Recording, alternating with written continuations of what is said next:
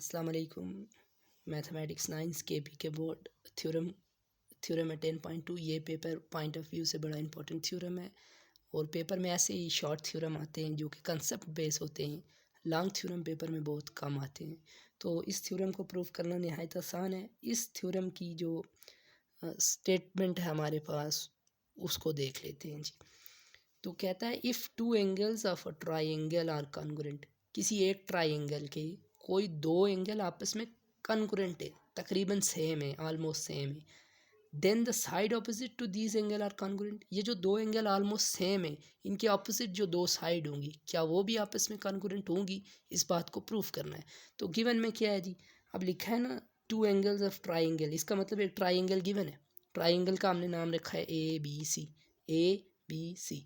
फिर उसने कहा है टू एंगल्स कॉन्ग्रुएंट, तो इस ट्राइंगल के ए बी या सी कोई से दो एंगल आपस में कॉन्ग्रुएंट है। हमने क्या किया जी, हमने कोई दो ले लिए, यानी कि ये बी और ये सी, ये बी और ये सी आपस में कॉन्ग्रुएंट है, ये कॉन्ग्रुएंट का साइन है।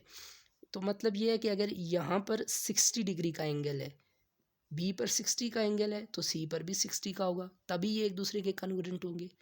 ठीक है, तो प्रूफ क्या करना है? प्रूफ उसने कहा है ना, ये जो तुम एंगल ले रहे हो कॉन्ग्रुएंट है 60 का, ये भी कॉन्ग्रुएंट है। इधर देखिए, then side opposite to these angle are congruent, इन एंगल्स के ऑपोजिट जो साइड है वो भी कॉन्ग्रुएंट होगी। जैसे ये एंगल सी है, हमने लिया है, कॉन्ग्रुएंट है। इसके ऑपोजिट साइड ए सी है, इसके बिल्कुल सामने क्या साइड है? ए बी, ए बी, तो ए बी कॉन्ग्रुएंट होगी। अब ये जो एंगल बी है, इसके ऑपोजिट साइड क्या है? ए सी के, यानी कि ए बी और ए सी आपस में कॉन्ग्रुएंट होंगी। ये गिवन नहीं है, यही प्रूफ करना है। इसको प्रूफ करना बड़ा ही सिंपल काम है। सबसे पहले सबसे ज़रूरी चीज़ होती है कंस्ट्रक्शन। किसी भी थ्योरम के प्रूफ में कंस्ट्रक्शन बहुत ही इंपॉर्टेंट चीज़ होती है। तो कंस्ट्रक्शन आप कैसे कर सकते हैं जी?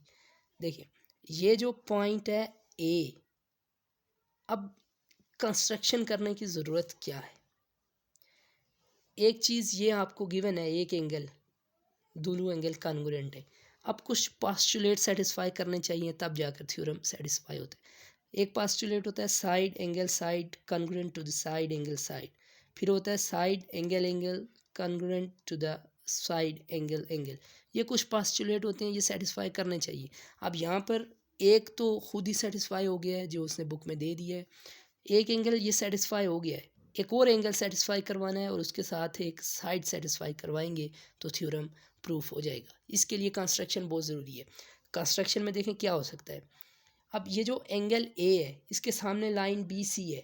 अगर मान लें यहाँ पर एंगल 60 का था, इसको बाइसेक्ट करना है। बाइसेक्ट का मतलब है एक ऐसी लाइन जो इस एंगल को भी दो इक्वल पार्ट में डिवाइड करेगी और इसके सामने जो लाइन है बी सी, इसको भी दो इक्वल पार्ट में डिवाइड करेगी।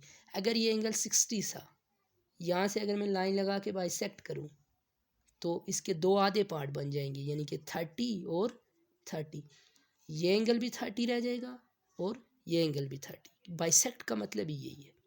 तो यहाँ 30 लिखने के बजाय हम इसको एक नाम दे देते हैं। ये एंगल 1 हो गया और ये एंगल 2 हो गया। याद रखें ये दोनों सेम है, क्योंकि 60 का हाफ करो तो 30, तो नाम दे दिए 1 और 2, ये दोनों कॉन्ग्रुएंट है। अब ये जो पॉइंट है, यहाँ पर लाइन ने इंटरसेक्ट किया है बी सी को, इसको नाम दे दें जी डी का। ये दोनों भी आपस में सेम है। अगर यहाँ से यहाँ तक लेंथ 5 सेंटीमीटर है, तो यहाँ से यहाँ भी 5 होगी। बाइसेक्ट सेम ही होता है।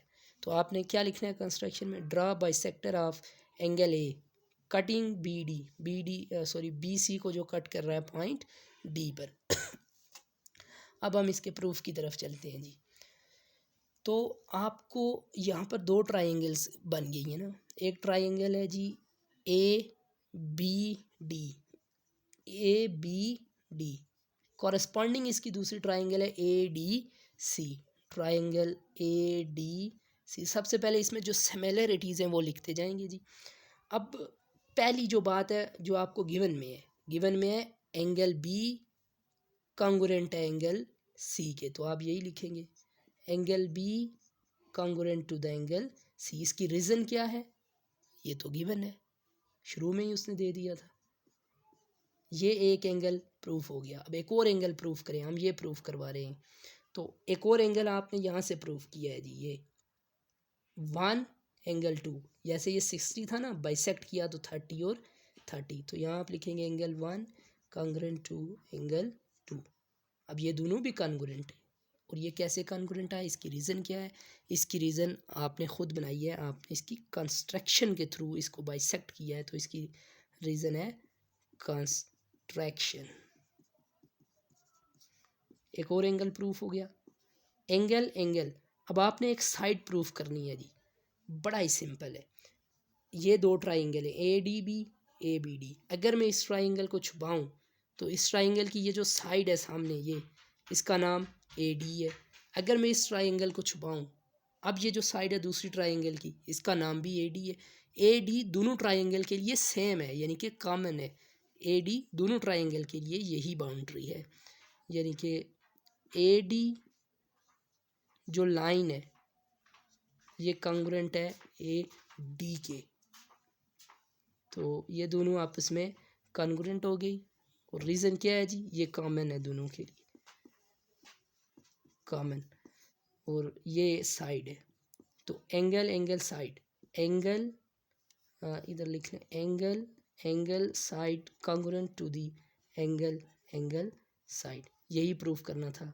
तो उसने जो बात पूछी थी गिवन टू प्रूफ में जो करना था, A B is congruent to A C. ये जो ऑपोजिट साइड है इसके ऑपोजिट ए सी और इसके ऑपोजिट ए बी और इसके ऑपोजिट ए सी, ये दोनों भी आपस में कॉन्ग्रुएंट होगी। क्यों? जब भी ये पोस्टुलेट सेटिस्फाई कर जाए एंगल एंगल साइड, तो जो भी प्रूफ में पूछा गया है वो ऑटोमेटिकली प्रूफ हो जाता है। Hence proved. Thank you.